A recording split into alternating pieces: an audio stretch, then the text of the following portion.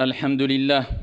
النفس تبكي على الدنيا وقد علمت أن السلامة فيها ترك ما فيها. L'âme pleure pour cette vie d'ici-bas alors qu'elle sait pertinemment que la préservation, la réussite et le bonheur consistent à délaisser ce qu'il y a dans cette vie d'ici-bas. La dara lil mar'i ba'da al-maut yaskunuha illa allati kana min qabli al-maut yabniha. Aucune demeure heureuse et de réussite dans l'au-delà pour celui qui n'a pas construit cette demeure alors qu'il vivait dans cette vie d'ici-bas à travers les bonnes actions et à travers ce qui satisfait notre Seigneur tabaraka wa ta'ala. فَإِن بَنَاهَا بِخَيْرٍ طَابَ مَسْكَنُهُ وَإِن بَنَاهَا بِشَرٍ خَابَ بَانِيهَا. Si il a construit cette demeure alors qu'il vivait dans cette vie d'ici-bas par le bien et le bon comportement, la bienveillance, les bonnes actions, les œuvres salutaires, eh bien il récoltera une vie heureuse et une demeure de bonheur.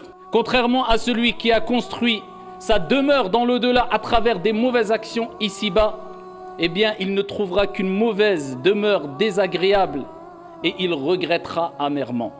Ayyuha al-ikhwatul kiram, notre première demeure parmi les demeures de l'au-delà, ce n'est autre que al-qabr sunduqul amal, la tombe appelée aussi le caisson des actions. Bonne action ou mauvaise action. Uthman ibn Affan radiyallahu anhu wa arda, lorsqu'il évoquait le paradis et l'enfer, il ne pleurait pas comme il pleurait lorsqu'il évoquait la tombe et la première demeure de l'au-delà ou lorsqu'il se trouvait au pied d'une tombe.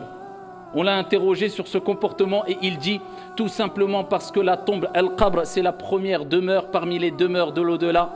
Si cette demeure est bonne, le reste ne sera que meilleur, et si cette demeure est mauvaise, le reste ne sera que pire et plus mauvais. Al-qabr. Est-ce qu'on s'est déjà posé la question, quel sera notre état la première journée ou la première nuit dans notre tombe? Et c'est ce qu'on va voir, incha'Allah. Ayyuha al-ikhwatul kiram, il faut savoir que nous allons quitter un jour ou un autre cette vie d'ici-bas. Ce soir, demain, après-demain, Allahu a'lam, dans tous les cas, on est tous unanimes sur la réponse à cette question, est-ce que nous allons mourir? Oui, nous allons mourir. Kullu nafsin dha'iqatul maut. Mais ce qui nous importe, ce n'est pas de savoir où et quand on va mourir, mais dans quel état on sera lorsqu'on va mourir. Et qu'est-ce qu'on a préparé pour notre mort? C'est le plus important. Amma, où tu vas mourir, quand tu vas mourir, ici n'est pas la question la plus importante à se poser. Mais le plus important, c'est comment vas-tu mourir? Dans quel état? Et qu'est-ce que tu as préparé pour la mort? On va quitter cette vie d'ici-bas, cette demeure d'examen. Et on va rendre notre copie. Notre copie, ce n'est autre que ce livre où tout a été inscrit par les anges al-malaïka, les nobles scribes qui ont eu l'ordre de noter tout. Petit et grand péché. Petite et grande action.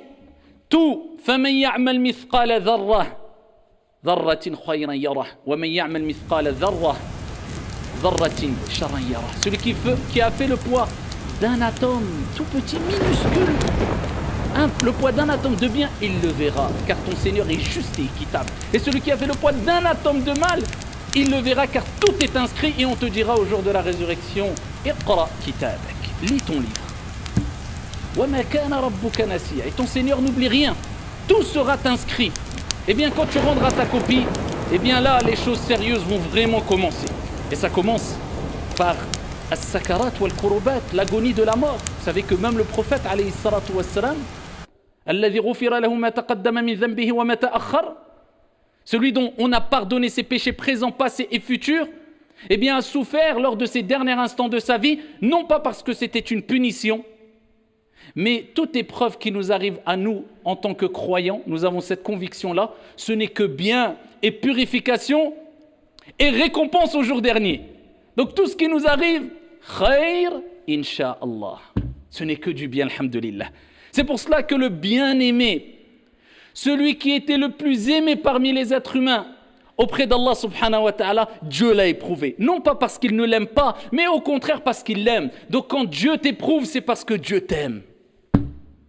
Et parce qu'il aime te voir patienter.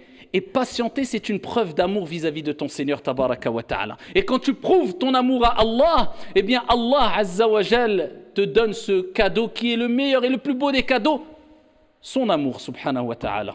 Allah t'aimera insha'Allah tabaraka wa ta'ala. Le prophète alayhi salatu wassalam trempait sa main dans de l'eau, essuyait son visage et disait La ilaha illallah, inna lil mawti la sakarat. Il n'y a de divinité digne d'être adorée qu'Allah subhanahu wa ta'ala. Certes, la mort a son agonie.